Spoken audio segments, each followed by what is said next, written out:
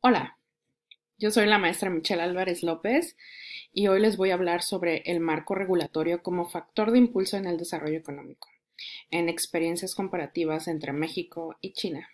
Y voy a iniciar con la parte de México porque es la parte que se me hace un poco más sencilla.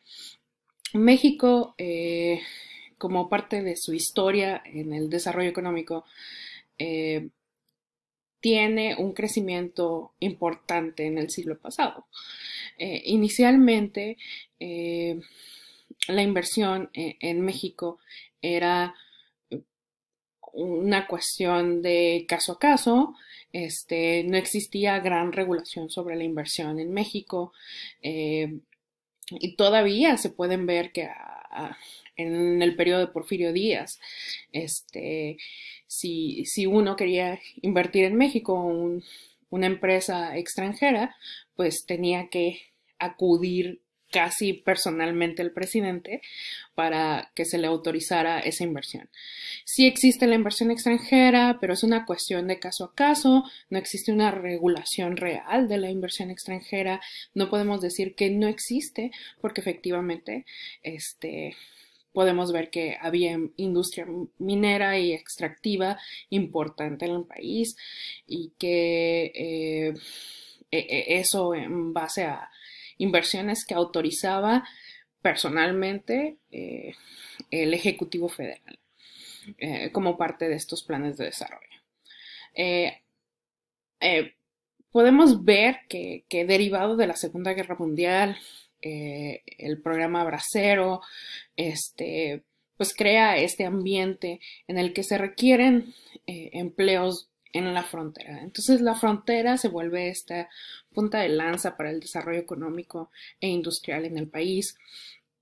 Se crean programas específicos para el desarrollo de la frontera en materia eh, de la industria. Es donde vemos el nacimiento de las llamadas maquiladoras, que pues crean esta posibilidad de crecimiento económico increíble en la frontera, este crecimiento que no se había visto antes, y nos hace utilizar este factor geográfico con nuestro vecino del norte, Estados Unidos, en el cual pues nosotros proveemos los bienes que se utilizan en el mercado más grande del mundo, que es el mercado de los Estados Unidos. Nuestro crecimiento permanece continuo todavía durante los años 60, 70 y podemos ver que actualmente la industria ha estado en un cierto estancamiento, un cierto saturación, hay problemas con competitividad, hay problemas con eh, el, el facilitar el ambiente de inversión, el facilitar el ambiente del desarrollo económico en, no solo en la frontera, sino en toda la industria. Eh,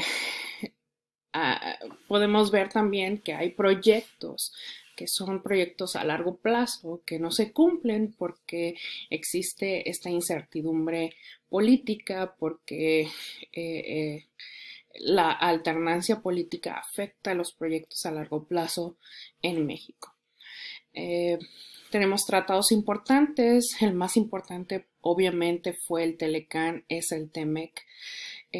Nuestros vecinos del norte crean esta alianza y este desarrollo económico regional que impulsa nuestro crecimiento económico.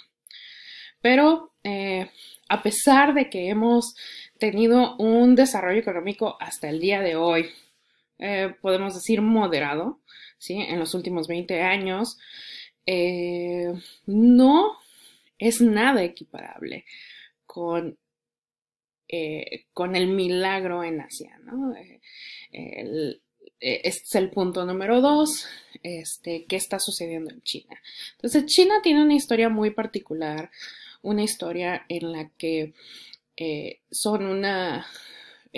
pasan por una revolución, son un país que tiene esta forma de gobierno eh, socialista, regida por el Partido Comunista, un único partido que gobierna todo el territorio, perdón, y efectivamente su desarrollo era muy pobre hasta los años 70.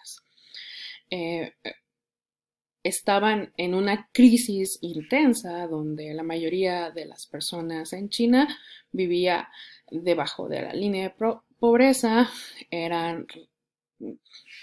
no tenían una industria real, eh, tenían realmente muchos campos de cultivo que no podían cultivar, que tenían problema echando a andar. Entonces se les ocurre esta gran idea y es una prueba realmente. En teoría dicen, pues qué tal si creamos estas zonas donde se pueda desarrollar ciertas industrias autorizadas por el gobierno y que solamente en estas zonas, ¿no? Entonces, así es como se crea el milagro chino, este boom en el desarrollo económico y que es impulsado por grandes reformas. Y estas reformas atienden a ajustes en su sistema económico.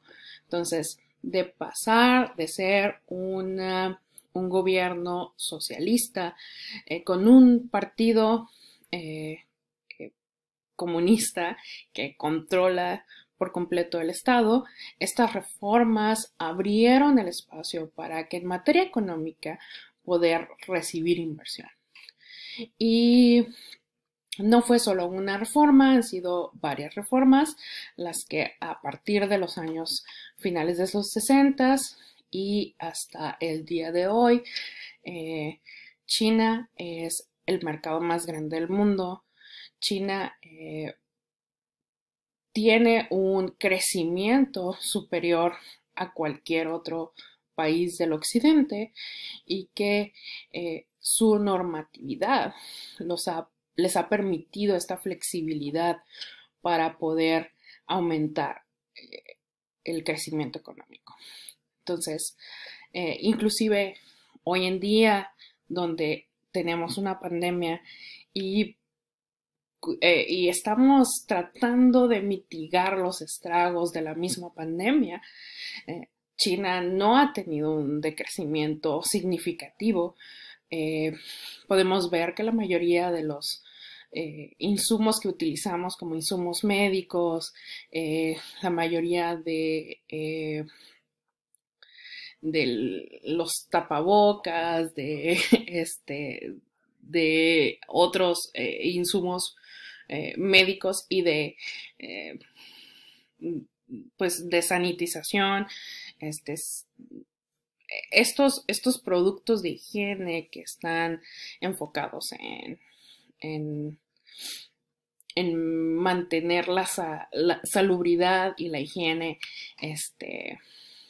pues vienen de China, ¿no? La mayoría de los tapabocas que utilizamos vienen de China.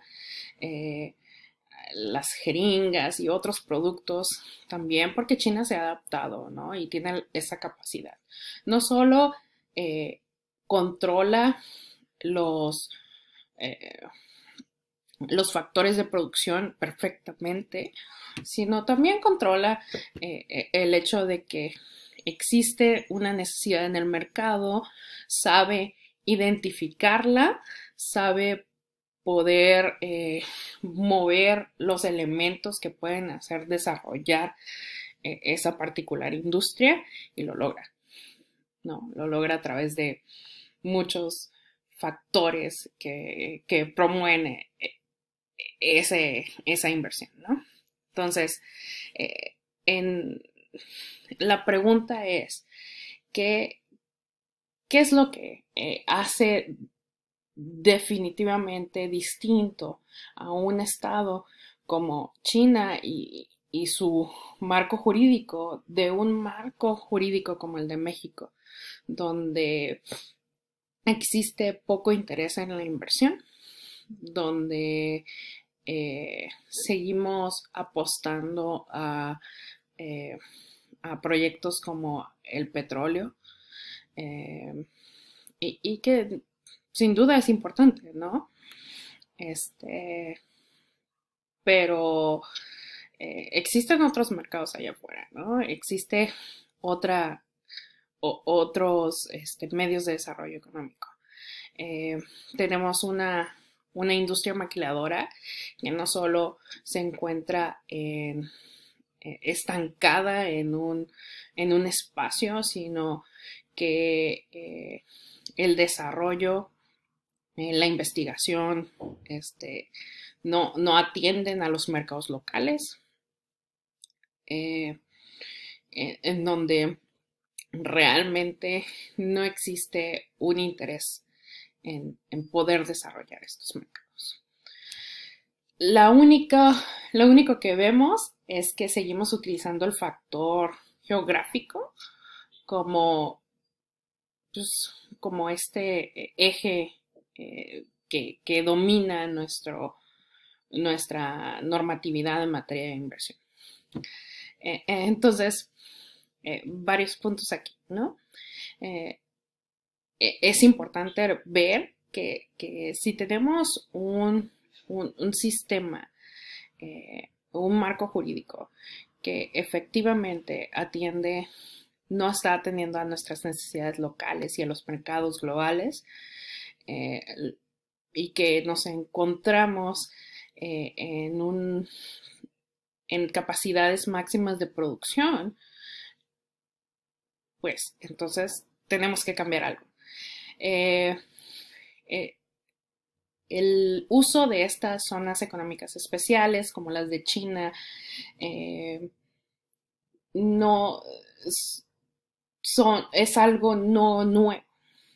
Se ha utilizado en muchas otras partes del mundo y ya ha tenido resultados efectivos. Existen en India, existen hasta en República Dominicana. Cuba acaba de implementar una zona económica en Mariel. Y existen inclusive en Venezuela, existen en Colombia, existen en muchos otros países.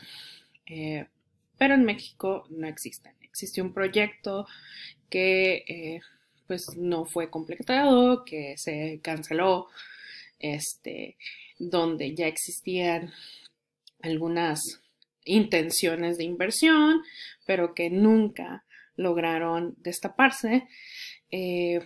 Aquí es importante, tal vez, y esta es la propuesta, pues analizar qué es lo que está haciendo efectivamente China, ¿no? Porque es un marco jurídico, les permite ser tan flexibles y poder atender a todas estas necesidades del mercado, y porque nuestro marco jurídico eh, no está, ¿sí? Algo tan simple como una obligación derivada del GATT, como es la ventanilla única, nosotros la vemos como, wow, es algo tan novedoso. Eh, pero este elemento forma parte de algo, un estándar mínimo establecido en el GATT. Entonces, hay que eh, poder analizar lo que está sucediendo en otros mercados, poder analizar eh, otras experiencias de éxito, para poder no copiar, sino ver que estamos haciendo fundamentalmente mal, o ver que tenemos que mejorar dentro de nuestro propio sistema. Entonces, la actualización para poder tener una mejor competitividad. Bueno, muchas gracias.